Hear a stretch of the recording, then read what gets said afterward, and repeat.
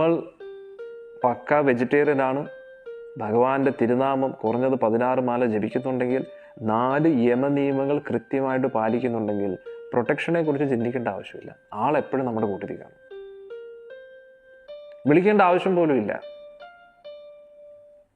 എപ്പോഴാണോ ആപത്ത് വരുന്നത് നമ്മൾ വിളിക്കുന്നതിന് മുമ്പേ ആളെത്തിയിരിക്കുന്നു എന്നുള്ളത്. കാരണം നമ്മൾ ജപിക്കുന്നത് കൃഷ്ണമന്ത്രമാണ്. ആ കൃഷ്ണനാമത്തിൽ നരസിംഹമുണ്ട്. ഈ മദൻ ഗോപാലിൻ്റെ ഉള്ളിൽ നരസിംഹം കൂടെ ഉണ്ട്. കാരണം ഇതേ മദൻ ഗോപാലാണ് നരസിംഹമാവുന്നത്. അതായത് നമ്മൾ കൃഷ്ണനാമം ജപിക്കുമ്പോൾ ഭഗവാൻ അറിയാം എപ്പോഴും ഏത് രൂപമാണ് എടുക്കേണ്ടത്. അതായത് നമുക്കൊരു ആപത്ത് വരുമ്പോൾ പക്ഷേ എന്താണ്, കുറഞ്ഞതൊരു 16 മാലയെങ്കിലും ജപിക്കണം, 4 യമനിയമങ്ങൾ പാലിക്കണം.